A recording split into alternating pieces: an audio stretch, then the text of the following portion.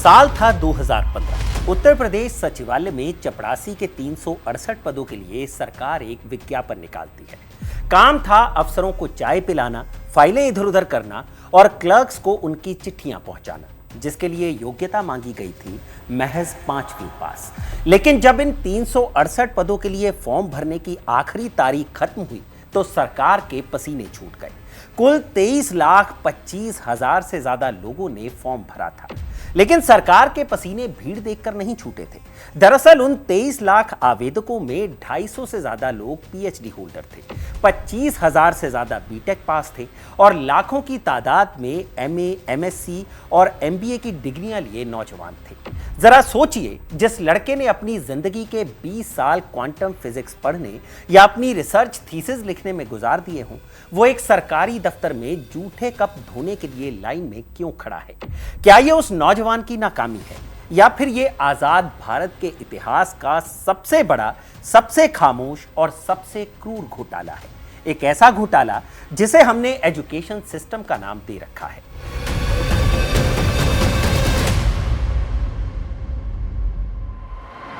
British हुक्मरान TB Macaulay ने 1835 में जब हिंदुस्तान के लिए शिक्षा का मॉडल बनाया था तो उसने साफ कहा था कि उसे सोचने समझने वाले इंसान नहीं, बल्कि ब्रिटिश राज की गुलामी करने वाले क्लर्क्स चाहिए।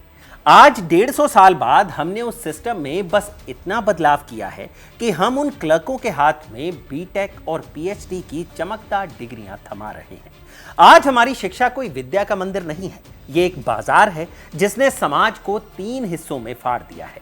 एक तरफ वो अमीर वर्ग है जिसका बच्चा इंटरनेशनल स्कूल के एसी कमरों से निकलकर सीधा विदेश उड़ जाता है। दूसरी तरफ वो गरीब है जिसका बच्चा बिना छत वाले सरकारी स्कूल में सिर्फ मिड डे मील की खिचड़ी खाने जाता है। और बीच में पिस रहा है वो मिडिल क्लास जो अपना पेट काटकर, जमीनें गिरवी रखकर अपने बच्चों को कोटा, मुखर्जी नगर या प्रयागराज की कोचिंग फैक्ट्रियों में झोंक देता है। और जब वो बच्चा दिन रात एक करके नीट या स्टेट पीएससी के एग्जाम सेंटर में बैठता है तो उसे पता चलता है कि सिस्टम के एक सिंडिकेट ने 5 लाख रुपए में उसका भविष्य परीक्षा से एक रात पहले ही टेलीग्राम पर किसी और को बेच दिया है। किस्सा के इस एपिसोड में आज बात इसी बदहाल शिक्षा व्यवस्था की, जिसने करोड़ों युवाओं को सिर्फ टाइम पास की डिग्रियां दी हैं। हम डिकोड करेंगे कि सरकारी स्कूल से लेकर कॉलेजेस तक कैसे वीरानी का अड्डा बन गए और कैसे आजादी से लेकर आज तक जाति, वर्ग और राजनीति की दीमक ने हमारे भविष्य को अंदर से खोखला कर दिया है। और आखिर क्या वजह है वेद पुराण और नालंदा तक्षशिला के लिए मशहूर रहे देश में जगह जगह घटिया शिक्षा व्यवस्था को लेकर छात्र आंदोलन कर रहे हैं? आज किस्सा में इन सभी सवालों के जवाब जानेंगे। छात्र भाग रहे हैं क्योंकि लगातार टीयर गैस चलाए जा रहे हैं, लगातार। पहुंचे हैं ये देखने के लिए कि यहाँ पर प्रोटेस्ट में अगली रणनीति इन लोगों की क्या होगी। हड़ताल जारी है।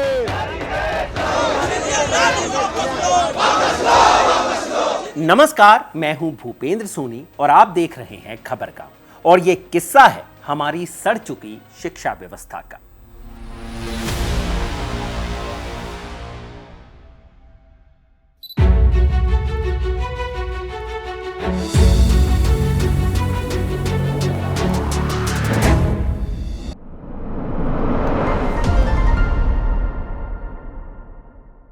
किसी भी इमारत की उम्र इस बात पर निर्भर करती है कि उसकी बुनियाद में क्या भरा है। भारत की मौजूदा शिक्षा व्यवस्था की बुनियाद में ज्ञान, विज्ञान या रिसर्च नहीं भरी गई है। इसकी बुनियाद में भरी गई है गुलामी और एक बहुत ही चालाकी से रची गई साजिश। इस साजिश का मास्टरमाइंड था एक अंग्रेज, थॉमस बबिंगटन मैकॉले। साल था 1835। ब्रिटिश ईस्ट इंडिया कंपनी पूरे हिंदुस्तान पर अपना कब्जा जमा चुकी थी, लेकिन इतने बड़े देश का प्रशासन चलाने, टैक्स वसूलने और फाइलों का बोझ ढोने के लिए उन्हें पढ़े लिखे लोगों की जरूरत थी। अगर वो ब्रिटेन से लोग लाते तो उन्हें भारी तनख्वाह देनी पड़ती। इसलिए मैकॉले ने एक ऐसा एजुकेशन मॉडल तैयार किया जिसका मकसद हिंदुस्तानियों को बुद्धिमान बनाना था ही नहीं। उसका इकलौता मकसद था ब्रिटिश राज के लिए सस्ते और वफादार क्लर्क तैयार करना। मैकॉले ने अपने ऐतिहासिक ड्राफ्ट मैकॉलेज मिनट में बहुत ही घमंड के साथ लिखा था हमें हिंदुस्तान में एक ऐसा वर्ग तैयार करना है जो रंग और खून से तो हिंदुस्तानी हो, लेकिन अपनी पसंद, विचारों, नैतिकता और बुद्धि में पूरी तरह अंग्रेज हो। यहीं से भारतीय शिक्षा व्यवस्था में वो वायरस घुसा जो आज तक एंटीवायरस से भी डिलीट नहीं हो पा रहा। मैकॉले ने जो सिलेबस बनाया उसमें रट्टा मारने पर जोर था, उसमें सवाल पूछने की मनाही थी, सिर्फ आदेश मानने की ट्रेनिंग थी। और सबसे बड़ा खेल जो मैकॉले ने किया वो था अंग्रेजी को शिक्षा का माध्यम बनाना। अंग्रेजों के आने से पहले भारत में जो गुरुकुल या पाठशालाएं थी, वहां शिक्षा पर मुख्य रूप से तथाकथित उच्च जातियों का एकाधिकार था। शूद्रों और महिलाओं के लिए शिक्षा के दरवाजे लगभग बंद थे। जब अंग्रेजों ने नया सिस्टम लागू किया तो समाज शास्त्रियों के मुताबिक इसे रिप्रोडक्शन ऑफ एलिट्स कहा गया, यानी जो उच्च जातियां पहले से ज्ञान और सत्ता के केंद्र में थी, उन्होंने सबसे पहले अंग्रेजी सीखी, ब्रिटिश शिक्षा हासिल की और सरकारी नौकरियों पर कब्जा कर लिया। फ्रांसीसी समाजशास्त्री पियरे बोर्दियू की एक बहुत मशहूर थियरी है, कल्चरल कैपिटल। भारत के संदर्भ में अंग्रेजी भाषा महज एक भाषा नहीं, बल्कि वो सांस्कृतिक पूंजी बन गई। जो अंग्रेजी बोलता था उसे सभ्य, ज्ञानी और उच्च वर्ग का यानी एलीट माना गया, और जो स्थानीय भाषा बोलता था उसे गंवार, पिछड़ा और निचले वर्ग का माना गया। मैकॉले के सिस्टम ने शिक्षा को लोकतांत्रिक नहीं किया, बल्कि समाज में पहले से मौजूद जाति और वर्ग की खाई को और चौड़ा कर दिया। शिक्षा आम आदमी को सशक्त करने का हथियार नहीं बनी, बल्कि उसे हीन भावना से भरने का टूल बन गई। जब ब्रिटिश सरकार क्लर्क पैदा कर रही थी और उच्च वर्ग अपनी सत्ता बचा रहा था, तब महाराष्ट्र के पुणे शहर में एक ऐसा इंकलाब जन्म ले रहा था जिसने पहली बार शिक्षा को जाति और लिंग की बेड़ियों से आजाद करने की जुर्रत की। ये साल था 1848 का। जगह थी पुणे का भिड़ेवाड़ा। यहाँ ज्योतिबा फुले और उनकी पत्नी सावित्रीबाई फुले ने भारत का पहला ऐसा स्कूल खोला जो सिर्फ लड़कियों और अछूत माने जाने वाले वर्गों के लिए था। जरा सोचिए, उस दौर में जब महिलाओं का घर से निकलना पाप माना जाता था, तब एक 17 साल की लड़की दलितों और पिछड़ों की लड़कियों को पढ़ाने जा रही थी। समाज के ठेकेदारों को यह बात हजम नहीं हुई। जब सावित्रीबाई स्कूल पढ़ाने जाती थी तो उनके ऊपर पत्थर फेंके जाते थे, गाय का गोबर और कीचड़ भी उछाला जाता था, लेकिन वो अपने थैले में एक दूसरी साड़ी लेकर चलती थी। स्कूल पहुंचकर गोबर से सनी साड़ी बदलती थी और फिर से बच्चों को पढ़ाने लगती थी। ज्योतिबा और सावित्रीबाई फुले ये बात बहुत अच्छी तरह समझ गए थे कि जब तक तथाकथित निचली जातियों और महिलाएं शिक्षित नहीं होंगी, तब तक ना तो गरीबी दूर होगी और ना ही जातिवाद का जहर खत्म होगा। उनका संघर्ष मैकॉले के क्लर्क मॉडल के खिलाफ एक वैचारिक युद्ध था, जो इंसान को इंसान बनाने के लिए लड़ा जा रहा था। जैसे जैसे आजादी का आंदोलन तेज हुआ, भारतीय नेताओं ने शिक्षा व्यवस्था की इस खोट को पहचान लिया था। साल 1911 में गोपाल कृष्ण गोखले ने इंपीरियल लेजिस्लेटिव काउंसिल में एक बिल पेश किया, जिसमें उन्होंने पूरे देश में मुफ्त और अनिवार्य प्राथमिक शिक्षा की मांग की। लेकिन ब्रिटिश सरकार ने इसे सिरे से खारिज कर दिया। अंग्रेजों को पता था, अगर हिंदुस्तानी पढ़ लिख गए तो वो सवाल पूछेंगे और क्लर्क बनने से इनकार कर देंगे। इसी का नतीजा था कि 1947 में जब अंग्रेज हिंदुस्तान छोड़कर गए तो वो हमें एक ऐसा देश सौंप कर गए जिसे उन्होंने पूरी तरह चूस लिया था। आजादी के वक्त भारत की कुल साक्षरता दर महज 12% थी और महिलाओं की साक्षरता दर तो और भी ज्यादा शर्मनाक थी, और वो महज 8% थी।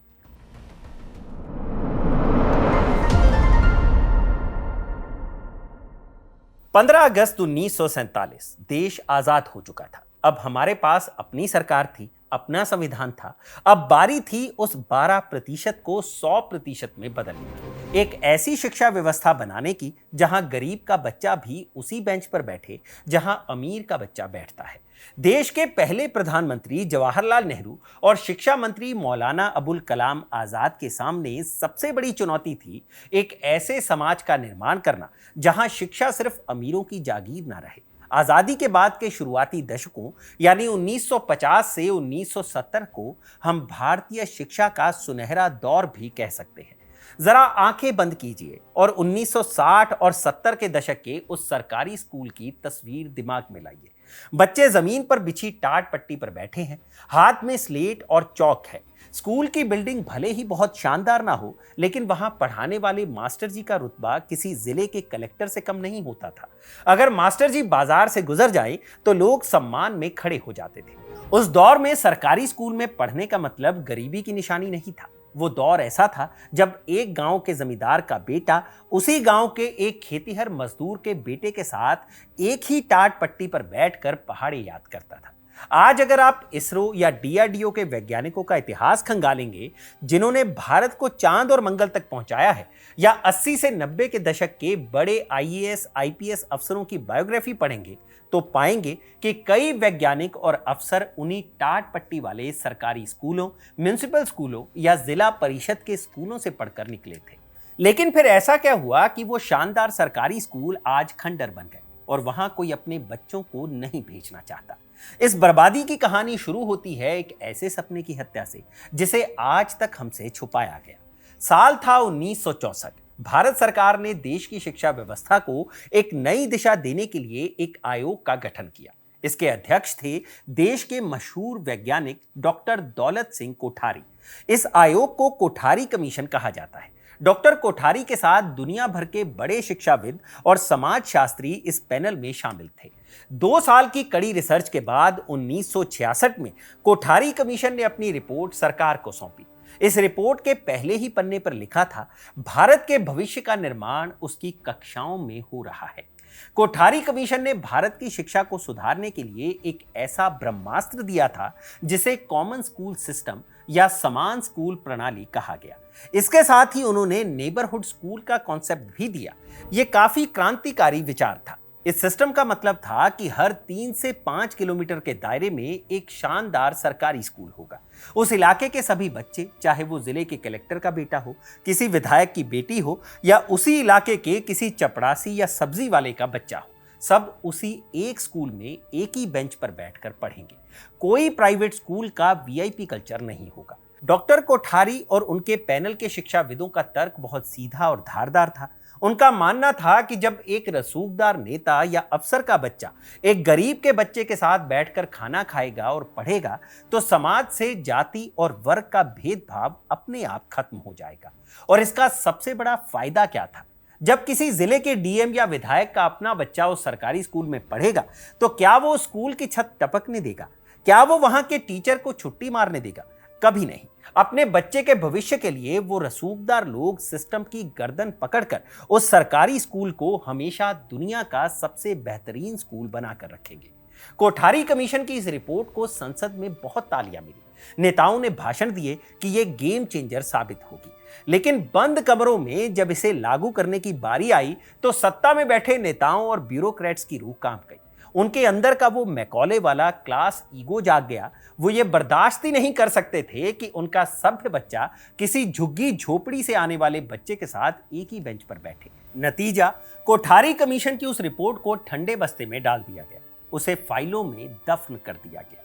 कोठारी कमीशन ने एक और सिफारिश की थी कि भारत सरकार अपनी कुल जीडीपी का कम से कम 6% शिक्षा पर खर्च करे। लेकिन आजादी के 80 साल बाद भी आज तक किसी भी सरकार ने शिक्षा पर जीडीपी का 3 या 3.5% से ज्यादा खर्च नहीं किया। 1970 का दशक खत्म होते होते समाज में एक बहुत खतरनाक बदलाव शुरू हुआ। सत्ता और पैसे वाले वर्ग ने धीरे धीरे अपने बच्चों को सरकारी स्कूलों से निकालकर उन गिने चुने प्राइवेट कॉन्वेंट और इंग्लिश मीडियम स्कूलों में डालना शुरू कर दिया, जो अब तक सिर्फ राजाओं महाराजाओं के लिए होते थे, जैसे दून स्कूल, मेयो कॉलेज वगैरह। समाजशास्त्री कहते हैं कि जैसे ही एलीट क्लास का बच्चा सरकारी स्कूल से बाहर निकला, वैसे ही उन स्कूलों को सुधारने की पॉलिटिकल विल भी मर गई। जब सिस्टम चलाने वालों के अपने बच्चे वहां नहीं पढ़ रहे थे, तो उन्हें क्या फर्क पड़ता कि सरकारी स्कूल में ब्लैक बोर्ड है या नहीं, टीचर आ रहा है या नहीं, छत से पानी गिर रहा है या नहीं।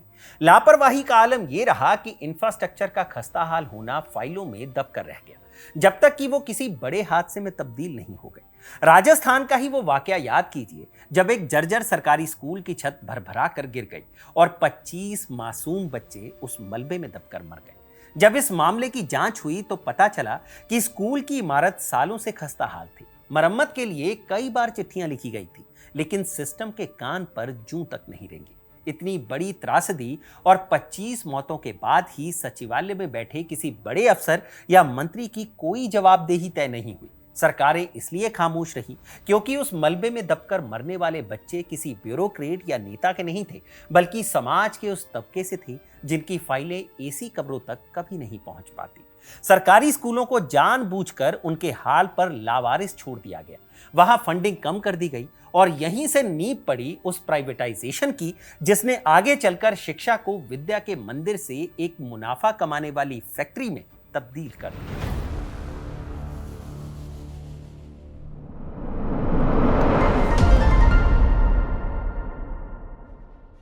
1990 का दशक भारत के इतिहास का एक बहुत बड़ा टर्निंग पॉइंट था।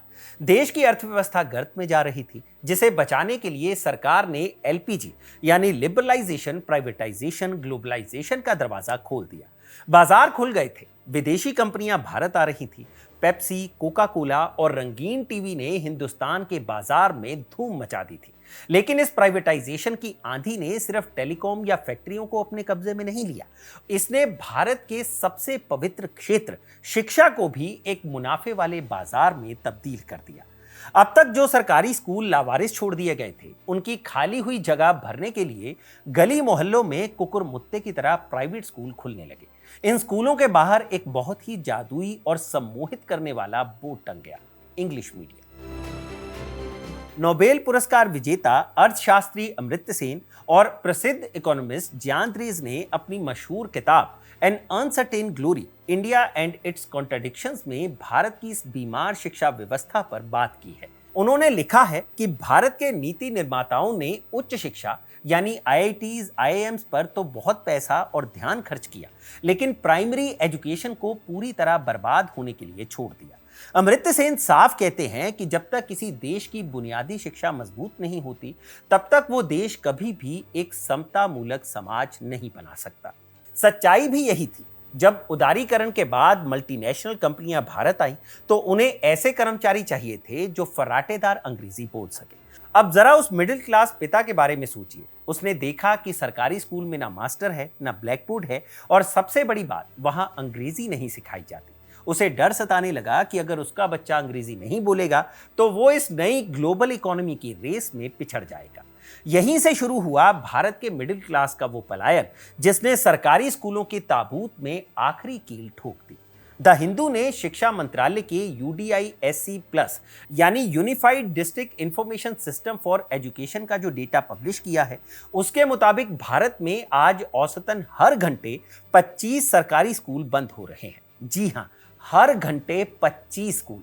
डेटा बताता है कि पिछले 10 सालों में करीब 94,000 सरकारी स्कूलों पर ताला लग चुका है। नीति आयोग ने बकायदा एक प्रोजेक्ट चलाया था, साथ ही sustainable action for transforming human capital in education. इस प्रोजेक्ट के नाम पर रैशनलाइजेशन की थ्योरी दी गई और अकेले मध्य प्रदेश, ओडिशा और झारखंड में हजारों सरकारी स्कूलों को मर्ज कर दिया गया, क्योंकि वहां पढ़ने के लिए 30 बच्चे भी नहीं बचे थे। जब भी इस तरह का डेटा सामने आता है, जब सरकारों की तरफ से दलील आती है कि किसी खास इलाके में बच्चों की संख्या कम होने की वजह से स्कूलों को बंद कर दिया गया ताकि रिसोर्सेज का बेहतर इस्तेमाल हो सके, केंद्र सरकार का जवाब होता है कि शिक्षा व्यवस्था राज्य सरकारों का विषय है। लेकिन केंद्र सरकार ये कैसे भूल जाती है कि राइट टू एजुकेशन के तहत 14 साल तक के बच्चों की शिक्षा की जिम्मेदारी केंद्र सरकार की भी होती है। राज्य सरकारों की बात करें तो यूपी, मध्य प्रदेश और जम्मू कश्मीर में सबसे ज्यादा स्कूल बंद हुए हैं, और जब सरकारें रिसोर्सेज का हवाला देकर स्कूल बंद करती हैं, तभी मध्य प्रदेश से बच्चों के नदी पार कर स्कूल जाने के वीडियो सामने आते हैं, क्योंकि अब जो स्कूल बचे हैं वो कई बच्चों के लिए काफी दूर हो गए हैं। इससे एक बहुत डरावना पैटर्न सामने आता है कि एक तरफ जहां देश में सरकारी स्कूल लगातार घट रहे हैं, वहीं प्राइवेट स्कूलों की संख्या में हर साल हजारों का इजाफा हो रहा है। ये महज आंकड़े नहीं हैं, ये इस बात का सबूत है कि राज्य सरकारें बुनियादी शिक्षा से अपना हाथ पीछे खींच रही हैं। सरकारी स्कूलों से इस पलायन का सीधा फायदा प्राइवेट एजुकेशन सेक्टर को मिला। एक आम क्लर्क, एक दुकानदार या एक छोटा किसान अपना पेट काटकर बच्चों को प्राइवेट स्कूलों में भेजने लगा है। शिक्षा अब अधिकार नहीं बल्कि एक प्रोडक्ट बन गई है। अगर आज आप किसी भी प्राइवेट स्कूल का फीस स्ट्रक्चर देखेंगे तो वो समाज सेवा नहीं बल्कि कॉरपोरेट तर्ज पर मुनाफा वसूली का एक क्लासिक केस स्टडी है। देश के कुछ नामी स्कूलों की फीस की बात करते हैं। देहरादून में मशहूर द दून स्कूल की सालाना फीस करीब 11 से 12 लाख रुपए है, मसूरी में वुडस्टॉक स्कूल में एक साल का खर्च 17 से 20 लाख रुपए तक जाता है। अजमेर के मेयो कॉलेज की फीस 8 से 9 लाख रुपए सालाना है। अगर आपको लग रहा है कि ये तो बड़े बोर्डिंग स्कूल है, तो जरा शहरों के जाने माने डे स्कूल्स का हाल देख लीजिए। मुंबई के धीरू भाई अंबानी इंटरनेशनल स्कूल या दिल्ली एनसीआर के शिव नाडर, डीपीएस और द श्रीराम स्कूल जैसे टॉप प्राइवेट स्कूलों में एक बच्चे की सालाना फीस 2 लाख से लेकर 5 लाख रुपए के बीच जाती है। और ये वो बच्चे हैं जो पहली, दूसरी, तीसरी या 5वीं या 10वीं कक्षा तक पढ़ते हैं। अगर आप इससे ऊपर जाएंगे तो फीस स्ट्रक्चर और भी ज्यादा देखने को मिलेगा। इसमें एडमिशन फीस अलग है, बिल्डिंग फंड अलग है और स्मार्ट क्लास के नाम पर एक एनुअल चार्जेस अलग है। इसके अलावा किताबों और यूनिफॉर्म को लेकर पब्लिशर्स के साथ स्कूलों का एक फिक्स नेक्सस काम करता है। जो किताबें ओपन मार्केट में 100 या 200 रुपए में मिल सकती हैं, स्कूल अपना कमीशन सेट करके उन्हीं किताबों को हजारों रुपयों में बेचते हैं। आज हर मिडिल क्लास बाप अपनी आधी सैलरी सिर्फ स्कूल के बिल भरने में झोंक रहा है। लेकिन सबसे बड़ा सवाल यह है कि जब ये खुली कॉर्पोरेट लूट मची है तो देश का शिक्षा मंत्रालय खामोश क्यों है? स्कूलों के इस फीस स्ट्रक्चर पर लगाम कसने के लिए सरकार की तरफ से ना तो कोई ठोस नेशनल पॉलिसी बनाई गई है और ना ही कोई नियामक संस्था। बिना किसी ऑडिट के एजुकेशन सेक्टर पूरी तरह से प्राइवेट प्लेयर्स की शर्तों पर चल रहा है। प्राइवेट स्कूलों ने शिक्षा को एक स्टेटस सिंबल बना दिया। अब बच्चा स्कूल ज्ञान लेने नहीं बल्कि ये दिखाने के लिए जाता है कि उसने किस रंग की टाई पहनी है और उसके स्कूल की बस कितनी शानदार है। एडमिशन के नाम पर डोनेशन का धंधा शुरू हो गया। बिल्डिंग के नाम पर, स्मार्ट क्लास के नाम पर, कंप्यूटर के नाम पर अभिभावकों को दोनों हाथों से लूटा जाने लगा। लेकिन अब सवाल ये उठता है कि जब मिडिल क्लास और पैसे वालों ने सरकारी स्कूलों से पूरी तरह मुंह मोड़ लिया है तो उन सरकारी स्कूलों में कौन बचा है? समाजशास्त्र की भाषा में समझें तो सरकारी स्कूल अब सिर्फ मार्जिनलाइज्ड यानी हाशिए पर पड़े लोगों का डंपिंग ग्राउंड बन गए। यहां सिर्फ वो दलित, आदिवासी और बेहद गरीब मजदूरों के बच्चे बचे हैं जिनके पास प्राइवेट स्कूल की भारी भरकम फी भरने की औकात नहीं थी। सरकारों ने इन सरकारी स्कूलों को सुधारने के बजाय एक बहुत ही चालाक पॉलिटिकल टूल इजाद किया, मिड डे मील यानी दोपहर का मुफ्त खाना। जरूर इस योजना ने गरीब बच्चों की भूख मिटाई और स्कूलों में एनरोलमेंट बढ़ाया, लेकिन इसका एक बहुत डार्क साइड भी था। अब वो गरीब बच्चा स्कूल में गणित या विज्ञान पढ़ने नहीं जा रहा था, वो सिर्फ एक वक्त की खिचड़ी खाने जा रहा है। और सरकारों के लिए भी ये बड़ा सुविधाजनक हो गया। उन्हें अच्छी लैब, अच्छी लाइब्रेरी या अच्छे टीचर देने की जरूरत ही नहीं थी। बस प्लेट में खाना डालो और दुनिया को आंकड़े दिखा दो कि हमारे यहाँ 95% बच्चे स्कूल जा रहे हैं।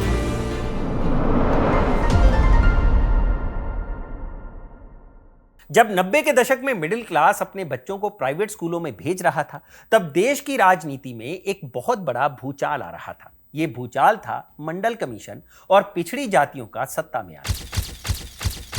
इसी दौर में बिहार में एक ऐसे नेता का उदय हुआ जिसने समाजवाद और सोशल जस्टिस का नारा देकर सत्ता हासिल की। उनका नाम था लालू प्रसाद यादव। साल 1991 में लालू यादव बिहार के मुख्यमंत्री बने। उन्होंने देखा कि दलित, पिछड़े और महादलित समाज के बच्चे स्कूल नहीं जा पाते क्योंकि दिन भर उन्हें अपने जमींदारों या परिवार के मवेशी चराने होते हैं। तब लालू यादव ने एक ऐसा कॉन्सेप्ट दिया जिसे सुनकर देश विदेश के शिक्षाविद भी हैरान रह गए। उन्होंने कहा, अगर बच्चा स्कूल नहीं आ सकता तो स्कूल बच्चे के पास जाएगा। इसी कॉन्सेप्ट से जन्म हुआ चरवाहा विद्यालय का। आइडिया यह था कि गांव के बाहर जो बड़े बड़े चरागाह हैं, वहीं एक शेड डालकर मास्टर जी बैठेंगे, बच्चे मवेशी चराने लाएंगे, मवेशी घास खाएंगे और तब तक मास्टर जी बच्चों को पढ़ाएंगे। हाशिए पर पड़े बच्चों को शिक्षा से जोड़ने का ये एक रामबाण उपाय था।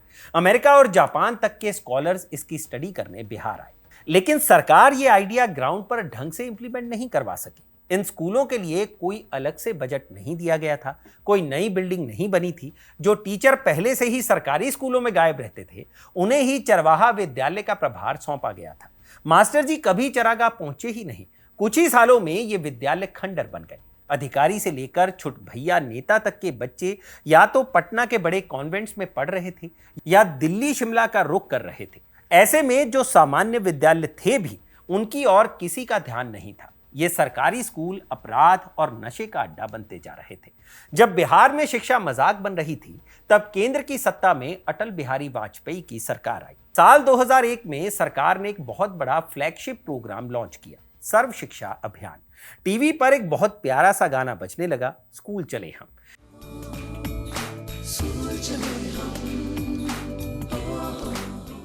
इस अभियान का मकसद था 6 से 14 साल के हर बच्चे को मुफ्त और अनिवार्य शिक्षा देना, जिसे बाद में 2009 में मनमोहन सिंह की सरकार ने राइट टू एजुकेशन यानी आरटीई एक्ट बना दिया।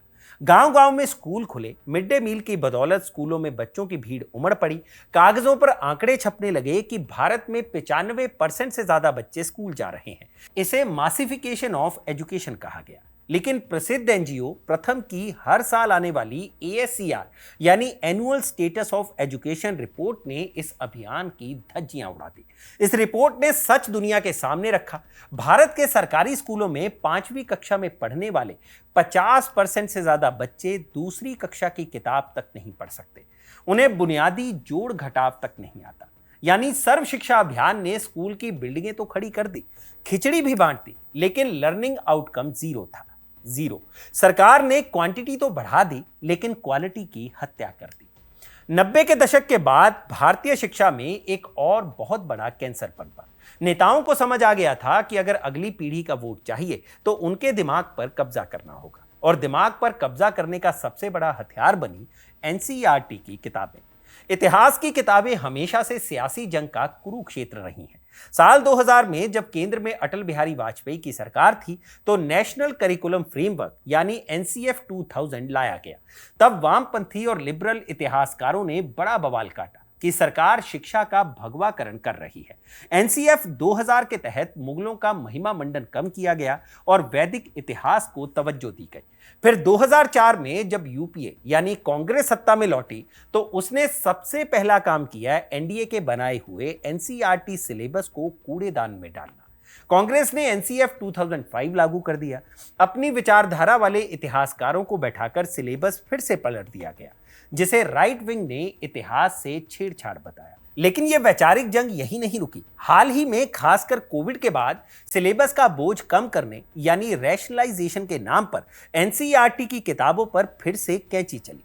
इस बार मुगल दरबार के चैप्टर हटा दिए गए। महात्मा गांधी की हत्या के बाद RSS पर लगे बैन के हिस्से हटा दिए गए और गुजरात दंगों का जिक्र गायब कर दिया गया। और तो और विज्ञान की किताबों से डार्विन की थ्योरी ऑफ एवोल्यूशन और पीरियोडिक टेबल तक को हटा दिया गया।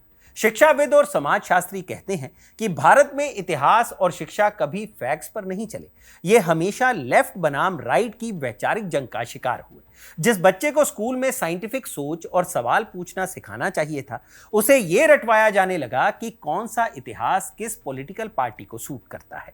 शिक्षा का काम था दिमाग खोलना, लेकिन हमारे यहां इसका काम हो गया दिमाग को कंडीशन करना, जिसका नतीजा हम सभी आज देख रहे हैं। राष्ट्रीय और अंतर्राष्ट्रीय रिपोर्ट्स चीख चीख कर गवाही देती हैं कि भारत में बेरोजगारी की एक अहम वजह यह भी है कि डिग्री ले चुके ग्रेजुएट्स इंडस्ट्री में काम करने लायक ट्रेन ही नहीं है।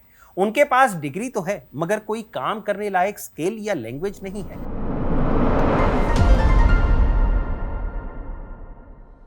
भारत में शिक्षा संविधान की समवर्ती सूची यानी कॉन्करेंट लिस्ट में आती है, यानी इस पर केंद्र और राज्य दोनों कानून बना सकते हैं। यही वजह है कि भारत की शिक्षा व्यवस्था का कोई एक चेहरा नहीं है।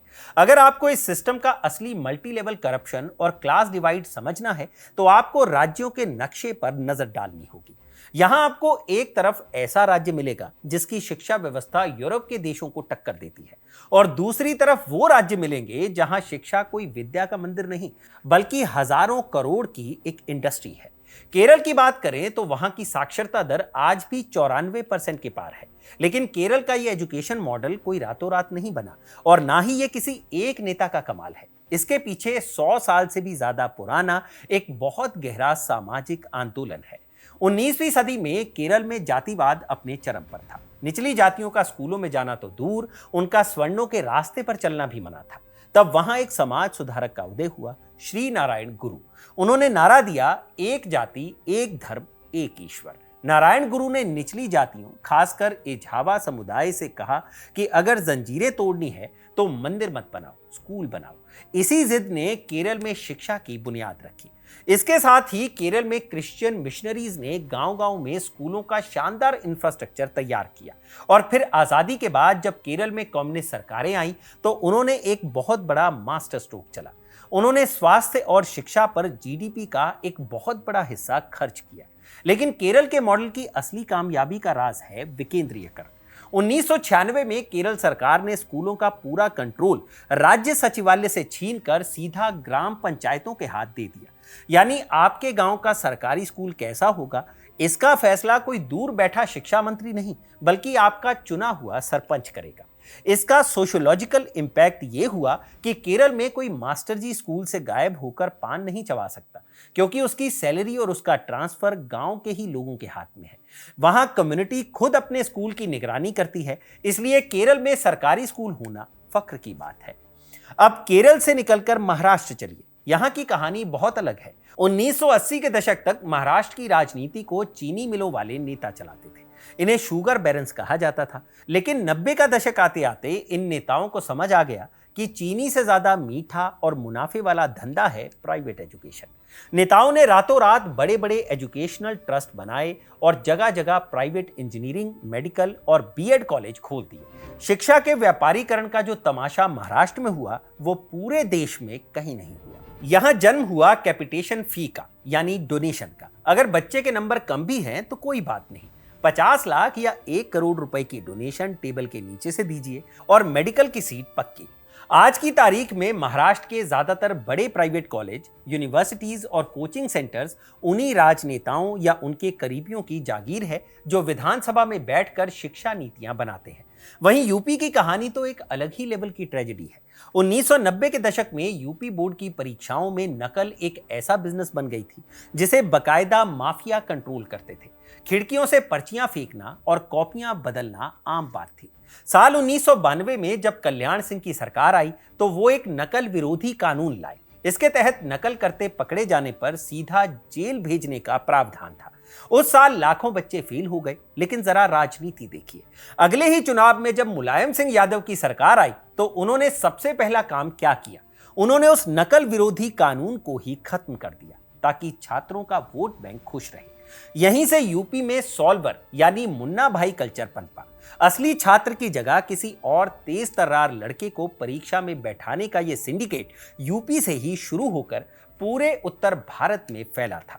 लेकिन इस शिक्षा माफिया का सबसे खौफनाक, सबसे खूनी और सबसे बड़ा चेहरा सामने आया मध्य प्रदेश में, जिसे पूरी दुनिया व्यापम घोटाले के नाम से जानती है। व्यापम यानी व्यवसायिक परीक्षा मंडल वो सरकारी संस्था थी जो राज्य में मेडिकल, इंजीनियरिंग और पुलिस भर्ती से लेकर शिक्षकों तक की परीक्षाएं करवाती थी। यहां पेपर लीक जैसी छोटी मोटी चीजें नहीं होती थी, यहां पूरा का पूरा सिस्टम ही बिका हुआ था। व्यापम में एक बहुत ही शातिर सिस्टम चलता था जिसे इंजन बोगी सिस्टम कहा जाता था। इसमें दलाल लाखों रुपए लेकर एक बहुत ही होशियार लड़के को उस कमजोर छात्र के ठीक आगे वाली सीट पर बैठा देते थे ताकि वो उसे पूरी ओएमआर शीट की नकल करवा सके। इसके लिए बकायदा परीक्षा केंद्रों के अधिकारियों को घूस देकर रोल नंबर और सिटिंग अरेंजमेंट्स तक बदला जाता था। जिन छात्रों ने करोड़ों की घूस दी वो डॉक्टर और पुलिस अफसर बन गए और जो बेचारे दिन रात एक करके पढ़ रहे थे वो सड़क पर आ गए। लेकिन व्यापम सिर्फ एक घोटाला नहीं था, ये एक ब्लड बाथ था। जब इस घोटाले की परतें खुली तो इसमें बड़े बड़े मंत्री, अफसर, बिचौलिए और छात्र पकड़े गए और फिर शुरू हुआ मौतों का खौफनाक सिलसिला। इस घोटाले से जुड़े करीब 40 से 50 लोगों की बेहद रहस्यमयी तरीके से मौत हो गई। कोई पत्रकार मर गया, कोई विसल ब्लोअर ट्रक से कुचल दिया गया, तो किसी आरोपी छात्र की लाश रेलवे ट्रैक पर मिली। व्यापम एक राज्य का घोटाला नहीं था, वो इस बात का जीता जागता सबूत था कि भारत में शिक्षा और परीक्षा नाम की चीज अब राजनेताओं, नौकरशाहों और माफियाओं की रखेल बन चुकी है। अब बिहार पर आते हैं। अगर आप 1960 या 70 के दशक का इतिहास खंगालेंगे तो आपको पता चलेगा कि पटना यूनिवर्सिटी को ऑक्सफोर्ड ऑफ द ईस्ट कहा जाता था। वहां से निकले छात्र देश के टॉप ब्यूरोक्रेट्स, वैज्ञानिक और नेता बनते थे। लेकिन फिर बिहार की सियासत में जाति का जहर घुला। यूनिवर्सिटीज के वाइस चांसलर और प्रोफेसर्स की नियुक्तियां उनकी काबिलियत पर नहीं बल्कि उनकी जाति देखकर होने लगी। जो यूनिवर्सिटीज कभी रिसर्च का केंद्र थी वो जातियों के अखाड़े में तब्दील हो गई। लेकिन बिहार की शिक्षा व्यवस्था की ताबूत में असली कीलें इसके बाद ठोकी गई और ये कीलें 3 अलग अलग सरकारों ने ठोकी। 1980 के दशक में बिहार सरकार ने एक ऐसा कानून पास किया जिसने शिक्षा को पूरी तरह से माफियाओं के हवाले कर दिया। इसे वित्त रहित शिक्षा नीति यानी अनएडेड एजुकेशन पॉलिसी कहा गया। सरकार ने कहा कि कोई भी व्यक्ति अपना स्कूल या कॉलेज खोल सकता है, लेकिन सरकार उन्हें कोई फंड या सैलरी नहीं देगी। यहीं से जन्म हुआ एक खौफनाक नेक्सस का। इन वित्त रहित कॉलेजों ने छात्रों से भारी भरकम एडमिशन फीस और परीक्षा फीस वसूलना शुरू कर दिया। कॉलेज कभी खुलते नहीं थे, ना वहां ब्लैक बोर्ड था, ना लैब। इन कॉलेजों ने छात्रों को एक गारंटी दी, तुम बस हमारे यहाँ एडमिशन लो, परीक्षा के दिन हम तुम्हें खुलकर नकल करवाएंगे। देखते ही देखते पूरा बिहार गाइड, कुंजी और गैस पेपर के भरोसे चलने लगा। शिक्षा सिर्फ एक डिग्री प्रिंटिंग मशीन बनकर रह गई। इसके बाद जब 2005 में नीतीश कुमार की सरकार आई तो उन्होंने शिक्षा को सुधारने का दावा किया। गांव-गांव में स्कूल की बिल्डिंगें बन गई और बच्चियों को साइकिलें तक बांटी गई। इससे एनरोलमेंट तो बढ़ गया, लेकिन पढ़ाने के लिए टीचर नहीं थे। तब सरकार ने एक और शॉर्टकट मारा। 2006 में बड़े पैमाने पर नियोजित शिक्षकों की भर्ती शुरू हुई। सबसे बड़ी त्रासदी ये थी कि इन मास्टरों की भर्ती के लिए कोई प्रतियोगी परीक्षा नहीं ली गई। भर्ती का अधिकार सीधे गांव के मुखिया को दे दिया गया और कहा गया कि जिसके 10वीं 12वीं में सबसे ज्यादा नंबर है उसे मास्टर बना दो। नतीजा, पूरे बिहार में फर्जी डिग्रियों की बाढ़ आ गई। मुखियाओं ने घूस लेकर अपने रिश्तेदारों और चहेतों को मास्टर बना दिया। आप आज भी YouTube पर सर्च करेंगे तो आपको बिहार के ऐसे सैकड़ों वीडियो मिल जाएंगे जहां सरकारी स्कूल के मास्टर को जेनुरी या एप्पल की स्पेलिंग तक नहीं आती। जिस टीचर को खुद भारत के राष्ट्रपति का नाम नहीं पता, सरकार ने उसके हाथ में बिहार के करोड़ों बच्चों का भविष्य सौंप दिया। और इस सड़े हुए सिस्टम का सबसे बदबूदार फोड़ा फूटा साल 2016 में। बिहार बोर्ड के 12वीं के नतीजे आए थे। आर्ट्स में पूरे राज्य में टॉप किया था एक लड़की ने, जिसका नाम था रूबी राय। जब मीडिया ने उस टॉपर से पूछा कि उसने कौन कौन से विषय पढ़े हैं तो उसने पॉलिटिकल साइंस को प्रोडिगल साइंस कहा और बताया कि इसमें खाना बनाना सिखाया जाता है। पूरे देश में बिहार की थू थू हुई। जब इन्वेस्टिगेशन हुई तो पता चला कि यह कोई गलती नहीं थी, ये एक पूरा सिंडिकेट था। वैशाली के वीआर कॉलेज का प्रिंसिपल बच्चा राय और बिहार विद्यालय परीक्षा समिति का अध्यक्ष लालकेश्वर प्रसाद मिलकर टॉपरों की फैक्ट्री चला रहे थे। लाखों रुपए लेकर कॉपियां बदल दी जाती थी। जो जितना पैसा देता था उसे उतने नंबर मिलते थे।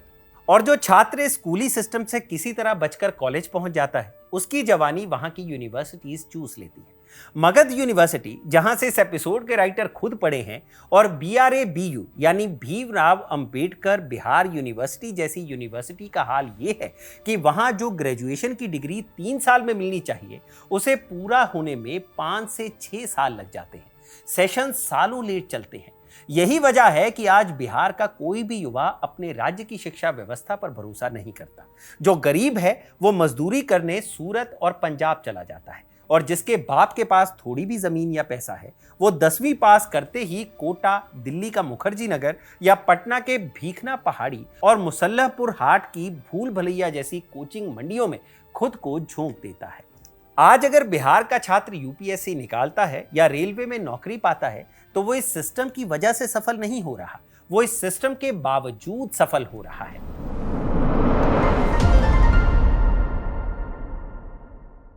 जरा भारत के किसी भी बड़े शहर, दिल्ली के मुखर्जी नगर, प्रयागराज के सलोरी या पटना के मुसल्लहपुर हाट की उन तंग और सीलन भरी गलियों में जाकर देखिए।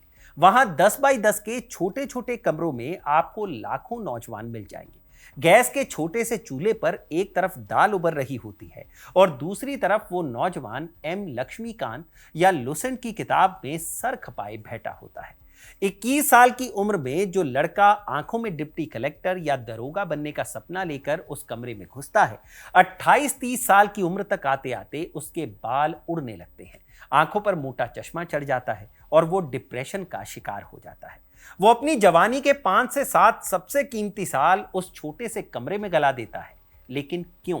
मशहूर ब्रिटिश जियोग्राफर क्रेग जेफरी ने उत्तर प्रदेश के मेरठ और उसके आसपास के युवाओं पर सालों तक रिसर्च की। उन्होंने एक किताब लिखी, time pass, youth, class and the politics of waiting in India.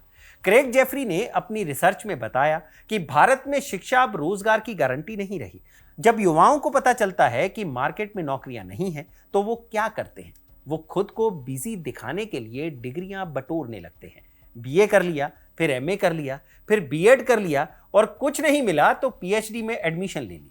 Jeffrey कहते हैं कि ये डिग्रियां ज्ञान के लिए नहीं दी जा रही हैं, ये सिर्फ बेरोजगारी को छुपाने और समाज के तानों से बचने का एक टाइम पास बन गई है।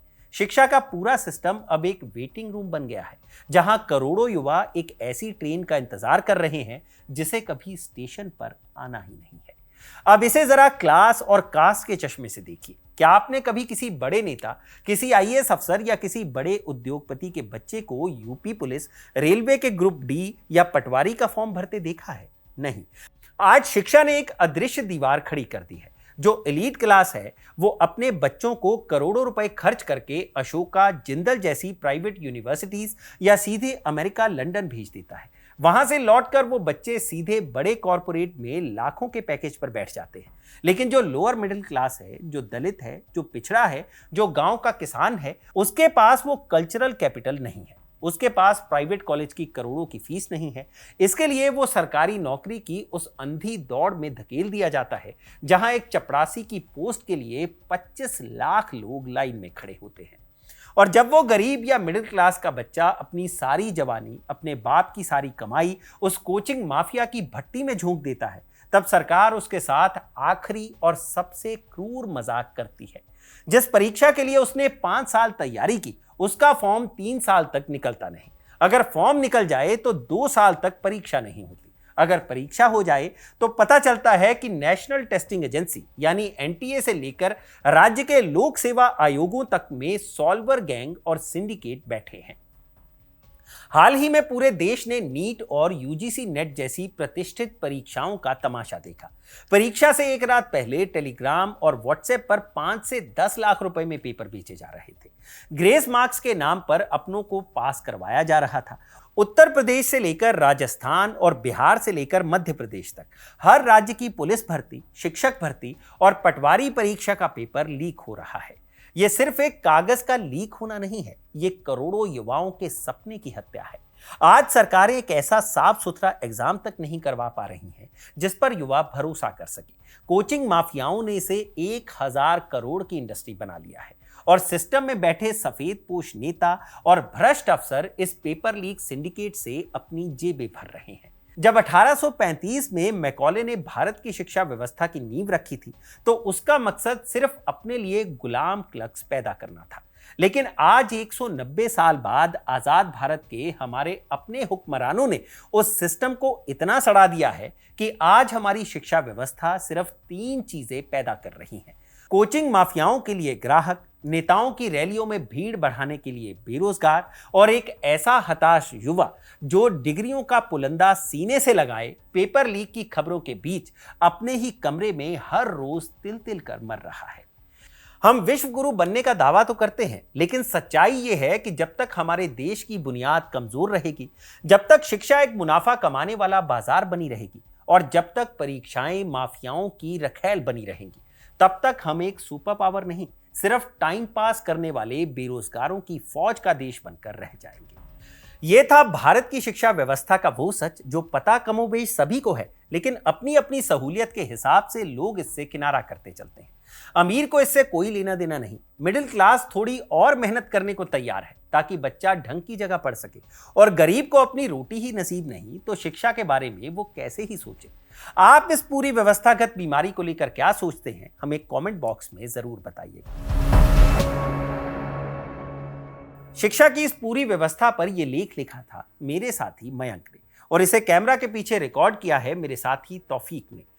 किस्सा के इस वीडियो को बनाने में मेरे और कई साथियों का योगदान रहता है, तो उनके नाम भी आप स्क्रीन पर देख सकते हैं। किस्सा का ये एपिसोड अच्छा लगा हो तो इसे लाइक और शेयर जरूर करें, और अपने दोस्तों और रिश्तेदारों के साथ शेयर करना मत भूलिएगा। बाकी मुझे इजाजत दीजिए। मैं हूं भूपेंद्र सोनी और देखते रहिए खबरगाम। शुक्रिया।